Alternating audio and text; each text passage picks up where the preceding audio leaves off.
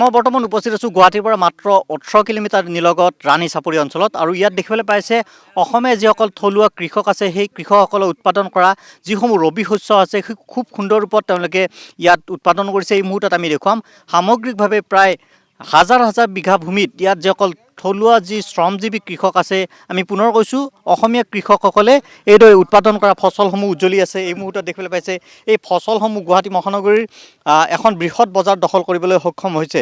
বিশেষকৈ যদি চাই তেতিয়াহ'লে খাৰুপেটীয়া অঞ্চলৰ যিসমূহ পাচলি আছিলে সেই পাচলিসমূহক প্ৰত্যাহ্বান দিবলৈ সক্ষম হৈছে ধাৰাপুৰৰ ৰাণী চাপৰি অঞ্চলৰ যিসকল থলুৱা কৃষক আছে সেই কৃষকসকলে উৎপাদন কৰা এইসমূহ পাচলি আমি নিউজ লাইভৰ পৰা গ্ৰাউণ্ড জিৰ' ৰূপত দেখুৱাবলৈ চেষ্টা কৰিছোঁ। এই মুহূৰ্তত ইয়াত দেখিবলৈ পাইছে হাজাৰ হাজাৰ কৃষিভূমিত ইয়াত বিভিন্ন ৰবি শস্যৰ খেতি কৰি তেওঁলোকে স্বাৱলম্বিতাৰ যি পথ সেই পথ দেখুৱাবলৈ তেওঁলোকে সক্ষম হৈছে। এজন সফল কৃষক আছে, আমি কথা পাতিবলৈ চেষ্টা কৰিম। প্ৰথমে আপোনাৰ ওচৰলৈ আহিছোঁ, আপোনাৰ পৰিচয়টো দিব আৰু ইয়াত কি কি খেতি লগাইছে আৰু কিমান লোক ইয়াত জড়িত হৈ আছে।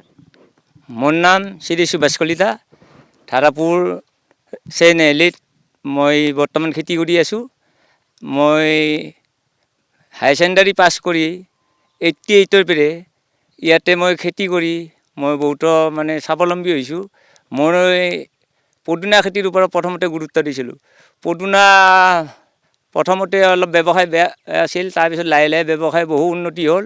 তাৰ ওচৰৰ পাজৰৰ মই যিখিনি কৃষক আছিল সেই কৃষকখিনিকো মই এই পদ্ধতিৰে খেতি কৰিবলৈ দিলোঁ আৰু বাকী খেতিয়কখিনিও এই পদুনা খেতিতে মানে বহু উপকৃত হৈছে। এতিয়া কি কি খেতি আপুনি ইয়াত লগাইছে আৰু কিমান ভূমিত লগাইছে? ইয়াতে মোৰ বৰ্তমান আছে 30 বিঘা। 30 বিঘাত মই ধান খেতি কৰিছোঁ, পদুনা খেতি, পালেং, মিথি, ধনিয়া আৰু বেঙেনা, কবি, মানে বহুত ধৰণৰ খেতি উৎপাদন কৰিছোঁ ইয়াতে। তেওঁ এইবাৰ ধান খেতিত বহুত উপকৃত হৈছোঁ। 6 বিঘা মাটি কৰি মই 100 পৰা 110 মোন মানে উৎপাদন হৈছে। আৰু কোনো ধৰণৰ আপোনালোকে সাৰ প্ৰয়োগ নকৰে বাহিৰৰ? মই কেঁচুসাৰ ব্যৱহাৰ কৰিছোঁ। মই কেঁচুসাৰটো এইকাৰণে ব্যৱহাৰ কৰিছোঁ, মাটিটো তাৰমানে আমাৰ অলপ বালিচহীয়া মাটিটো, ৰাসায়নিক সাৰ ব্যৱহাৰ কৰিলে তাৰমানে ৰসটো ধৰি ৰাখিব নোৱাৰে। সেইকাৰণে ৰাসায়নিক বাদ দি অৰ্গেনিক সাৰটো আনিছোঁ, আনি তাত ব্যৱহাৰ কৰি বহু উপকৃত হৈছোঁ আজি 2 বছৰৰ পৰা। ধৰ ইয়াৰে পৰা আমাৰ পদিনা যায় শাক পাচলিখিনি মাছখোৱাত আমি হ'লচেল কৰোঁ। আমাৰ তাত মানে খাই মানুহখিনি বহু মানে ভাল পাইছে। নিৰ্ভেজাল বুলি ক'ব পাৰি আৰু এইখিনি একেবাৰে ক'ব পাৰি। এইটো কোনো অসুবিধা নাই। মই ইতিমধ্যে গুৱাহাটী মহানগৰত মই পৰিচয় দিওঁ আৰু কিবা অসুবিধা থাকিলে খাওঁতে বস্তুটো যদি কিবা কীটনাশক বা কিবা ৰাসায়নিক অসুবিধা পায় মই জনাব দিছোঁ। বা সেইখিনিতে আমি উল্লেখ কৰিব বিচাৰিছোঁ যে এইসকল যিসকল থলুৱা কৃষক আছে সেই কৃষকসকলক উৎসাহিত কৰাৰ উদ্দেশ্যেৰে ভাৰতীয় কৃষক মৰ্চাৰ প্ৰতিনিধিবৰ্গ আহি ইয়াত উপস্থিত হৈছে। ৰঞ্জিত ভট্টাচাৰ্য তেখেত যিহেতু ভাৰতীয় কৃষক মৰ্চাৰ সাধাৰণ সম্পাদক, তেওঁ নিজে চৰজমিন তদন্ত কৰিছে আৰু কি কি দেখিলে আমি জানিবলৈ চেষ্টা কৰিম। আপুনি নিজেই চাইছে খুব সুন্দৰ ৰূপত ইয়াত ৰবি শস্য কৰা হৈছে, কেনেকুৱা দেখিছে? ভাৰতীয় জনতা পাৰ্টি আমি কাৰ্যকৰ্তা হিচাপে মাননীয় মুখ্যমন্ত্ৰী যি সপোন যে ভাৰতবৰ্ষত তথা অসমত যিখিনি খেতি কৰা যায় খেতিয়কসকলক স্বাৱলম্বী হ'ব লাগে, তাৰ অৰ্গেনিক ভিত্তিক স্বাৱলম্বী হ'ব লাগে। খাৰুপেটীয়া বৰপেটা নিচিনা পেষ্টিচাইড খেতি নকৰি পেলাই কেঁচুসাৰ ব্যৱহাৰ কৰি পেলাই জৈৱিক সাৰ ব্যৱহাৰ কৰি পেলাই খেতি কৰিব লাগে। সেইকাৰণে ৰাণী চাপৰিত হাজাৰ হাজাৰ বিঘা ৰাইজে খেতি কৰিছে, প্ৰায় 500 মানুহে একেলগে গোট খায়। এই গতিকে আমি যোৱাবাৰ আহিছিলোঁ ইয়াত, আলু আমি দিছিলোঁ, যোগান ধৰিছিলোঁ আৰু খেতি দেখি পেলাই আমি আপ্লুত হৈছিলোঁ। এই খেতিখিনি গৈ পেলাই ইয়াৰ পৰা ঘোঁৰাৰে লৈ যায়, ঘোঁৰা গাড়ীয়ে, তাৰপিছত মেচিন নাৱেৰে লৈ যায়, মেচিন নাৱে লৈ গৈ পেলাই ডাইৰেক্ট মাছখোৱা বজাৰত বিক্ৰী কৰে। ইয়াৰ চাহিদাও বহুত বেছি, মানুহৰ বেমাৰ আজাৰো নহয়। গতিকে অৰ্গেনিক খেতি মেক্সিমাম ইয়াত কৰে। গতিকে মাননীয় মুখ্যমন্ত্ৰী যি সপোন যে খেতিয়কসকলক স্বাৱলম্বী কৰিব লাগে, আয় দুগুণ বৃদ্ধি কৰিব লাগে, আমাৰ স্বাস্থ্য পানীৰ কাৰণে যি ভাবুকি সৃষ্টি কৰিছে, বাংলাদেশৰ মূলৰ মানুহখিনিয়ে যি খেতি কৰিছে সেই খেতিক প্ৰত্যাহ্বান জনাই আমাৰ অসমীয়া মূলৰ মানুহখিনিয়ে যি খেতি কৰিবলৈ আৰম্ভ কৰিছে তাত আমি উৎসাহ উদ্দীপনা দিবৰ কাৰণে আজি আহি ইয়াত উপস্থিত হৈছোঁ। মোৰ লগত আহিছে তপন দাস ডাঙৰীয়া, ভাৰতীয় জনতা পাৰ্টি গুৱাহাটী মহানগৰৰ সভাপতি। গতিকে তেখেতসকলৰ লগত লৈ আহিছোঁ, আমাৰ কাৰ্যকৰ্তাসকলে আহিছে। আমি তেখেতসকলক যিমান পাৰোঁ সিমান উৎসাহ দিছোঁ, উদ্দীপনা দিছোঁ, যাতে অৰ্গেনিক খেতি কৰি পেলাই আমাৰ যি বেমাৰৰ প্ৰাদুৰ্ভাৱ হৈছে, কেঞ্চাৰ, কিডনী, হাৰ্টৰ পৰা যি বেমাৰ আৰম্ভ হৈছে, পেষ্টিচাইড অধিক ব্যৱহাৰ কৰা, সেই খেতি বৰ্জন কৰি পেলাই আমাৰ বাৰ্মি কম্প'ষ্ট ব্যৱহাৰ কৰি কেঁচু সাৰ ব্যৱহাৰ কৰি খেতি কৰিবৰ কাৰণে তেখেতসকলক আমি পৰামৰ্শ দিয়াৰ উপৰিও আমি খেতিৰ ভূমি পৰিদৰ্শন কৰি সঁচাকৈ আনন্দিত হৈছোঁ যে অসমীয়া মানুহে যে খেতি কৰিব পাৰে। আগৰ যুগত যেনেকৈ অসমীয়া মানুহে খেতি কৰিছিলে সেই খেতি যিটো আমাৰ তাৰতম্য সেই তাৰতম্যটো তেওঁলোকে বচাই ৰাখিছে আৰু আমি এতিয়া বিশ্বাস কৰিছোঁ যে বাংলাদেশী মানুহ নহ'লেও অসমীয়া মানুহে খেতি কৰিব পাৰে। আপোনালোকে ৰাণী চাপৰিলৈ আহক। যোনে যোনে বিশ্বাস নকৰে যে অসমীয়া মানুহে খেতি কৰিব নোৱাৰে, অসমীয়া মূলৰ মানুহে খেতি কৰিব নোৱাৰে, যাৰ মনৰ ভাৱ আছে সেইসকল মানুহ ইয়ালৈ আহক। আৰু এটা মোক সুভাষ ডাঙৰীয়াই কৈছে যে ঘৰ বনোৱাতকৈ, ৱাল বনোৱাতকৈ, পকীকৰণ কৰাতকৈ ঘৰখন খেতিৰ ওপৰত গুৰুত্ব দিয়ক। খেতি যি অৰ্গেনিক খেতি কৰিলে এই নিজৰ সন্তানকেইটা স্বাস্থ্যৱান হ'ব, নিজেও স্বাস্থ্যৱান হ'ব আৰু সমাজখনো পৰিষ্কাৰ কৰি ৰাখিব। এই কথা কাৰণে আমি ইয়ালৈ আহিছিলোঁ। আমি মাননীয় মুখ্যমন্ত্ৰী যি নিৰ্দেশ সেই নিৰ্দেশ পালন কৰি পেলাই মই অতি আপ্লুত আৰু অতি মই আনন্দিত যে ৰাণী চাপৰি প্ৰায় 3খন গাঁও যে ধাৰাপুৰ, বট্টপাৰা আৰু কেন্দুকুছি, গড়ল গোটেই ৰাইজে আহি পেলাই ৰাণী চাপৰিত হাজাৰ হাজাৰ বিঘা খেতি অৰ্গেনিকভাৱে কৰিছে। ই এটা আমাক অসমৰ মেছেজ যাব লাগে। আমাৰ অসমীয়া মানুহেও বিভিন্ন ধৰণে খেতি কৰিব লাগে। টাবতেই হওক, একঠা মাটিতেই হওক অৰ্গেনিকভাৱে খেতি কৰক। নিজে খাবলৈই হওক। এইখিনি খেতি কৰিলে আমাৰ বেমাৰৰ যি প্ৰাদুৰ্ভাৱ এই প্ৰাদুৰ্ভাৱৰ পৰা ৰক্ষা পৰিম।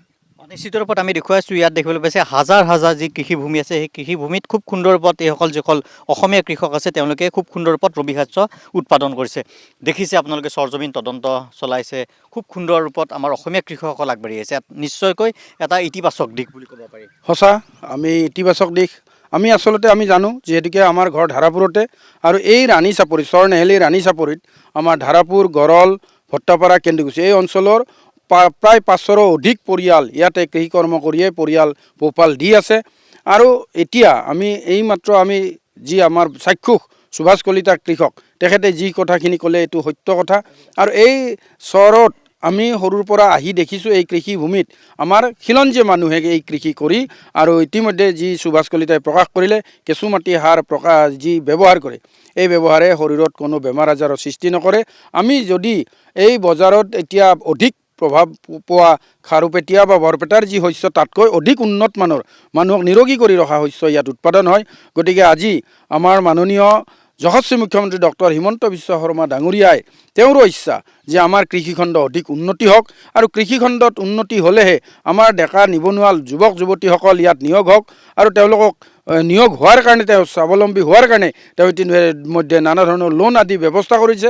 আৰু সেইসকল নিবনুৱা যুৱক যুৱতীক মই আহ্বান জনাওঁ এনেকুৱা কৃষিভূমিত তেওঁলোকে নিয়োগ হওক আৰু আদৰ্শ হিচাপে এই সুভাষ কলিতা, অজিত দাসহঁতৰ দৰে কৃষকক আদৰ্শ হিচাপে লৈ এই কৃষিভূমিত মানে ৰবি শস্য প্ৰস্তুত কৰক। আৰু যিহেতুকে এতিয়া বজাৰত ৰবি শস্যৰ আমাৰ যি এটা প্ৰকাশ হৈ থাকে যে খাদ্য শস্যৰ দাম বৃদ্ধি, গতিকে ইয়াত আমি দাম বৃদ্ধিৰ কথা কিন্তু অনুভৱ নকৰোঁ। যিহেতুকে ইয়াত আমাৰ কৃষকসকলে উৎপাদন কৰিছে এই সামগ্ৰী আমি সকলোৱে অসমীয়া কৃষক এক খিলঞ্জীয়া অসমীয়া কৃষকে। গতিকে এইটো বাস্তৱ কথা, এইটো প্ৰমাণ কৰি দিছে সুভাষ কলিতাহঁতে যে আমি বহিৰাগত লোকৰ দ্বাৰা যি কৃষি উৎপাদন হয় তাতকৈ আমাৰ খেতিয়কে, আমাৰ খিলঞ্জীয়া ল'ৰা ছোৱালী, আমাৰ যুৱকে উন্নত মানৰ খেতি উৎপাদন কৰিব পাৰে। আৰু ইমান সুন্দৰ মাটি, এই মাটিত কি সুন্দৰ খেতি হয়। ইয়াতে চাৰিওফালে দেখিছে এয়া ফুলকবি, এতিয়া ফুলকবিৰ মাজত আছোঁ আমি। এই বকলি যাৰ শৰীৰত বহুত ৰোগ নিৰাময়কাৰক এই খাদ্যবিধ। গতিকে এনেকুৱা নানা ধৰণৰ কবি আমি পদিনা দেখিছোঁ। এই পদিনাৰে এতিয়া আমাৰ পলাশবাৰীত যি হেৰি আছে ফাৰ্মাকিউটিকেল ইণ্ডাষ্ট্ৰীবিলাক আছে সিহঁতে ইয়াৰ পৰা পদিনা নিয়ে মেডিচিনত ব্যৱহাৰ কৰে। গতিকে চিন্তা কৰক, এই ৰাণী চাপৰিৰ নাম সঁচাকৈয়ে আজি আপোনালোকৰ মাধ্যমৰ জৰিয়তে প্ৰচাৰ হওক আৰু যাতে আমাৰ যি এওঁলোকৰো যি আৰু সা সমস্যা আছে সেইবিলাকো যাতে আমি লাহে লাহে সমস্যাবিলাক সমাধান কৰিব পাৰোঁ। তেওঁলোকৰ সঁজুলি লাগে বুলি কৈছে, উন্নত মানৰ সঁজুলি কৃষিখণ্ডত আধুনিক সঁজুলি প্ৰস্তুত কৰিলে, ব্যৱহাৰ কৰিলে নানা ধৰণৰ ভাল উৎপাদন কৰিব পাৰিব। আৰু আমাৰ এই স্তৰতে মই ধন্যবাদ জনাইছোঁ আমাৰ অসম বিজেপিৰ কৃষক মৰ্চাৰ সাধাৰণ সম্পাদক আমাৰ ৰঞ্জিত ভট্ট ডাঙৰীয়াই। যোৱাবাৰো একেদৰেই আমি একেলগে আহিছিলোঁ, এইবাৰো আহিছোঁ আৰু আলু বীজ কিছু দি খেতিয়কসকলক উপকৃত কৰাৰ কাৰণে ইয়াত উপস্থিত হৈছেহি। তেখেতক ধন্যবাদ জনাইছোঁ আৰু তেখেতৰ জৰিয়তে মই মাননীয় মুখ্যমন্ত্ৰীগৰাকীক আহ্বান জনাম, যিহেতুকে আমি সঁচাকৈ সৌভাগ্য এইবাৰ আমাৰ যশস্বী মুখ্যমন্ত্ৰী আমাৰ এই জালুকবাৰী সমষ্টিৰেই, আমি জালুকবাৰী সমষ্টিত সোমাইছোঁ আৰু দাদাই নিশ্চয় আমাক এই ক্ষেত্ৰত চাব।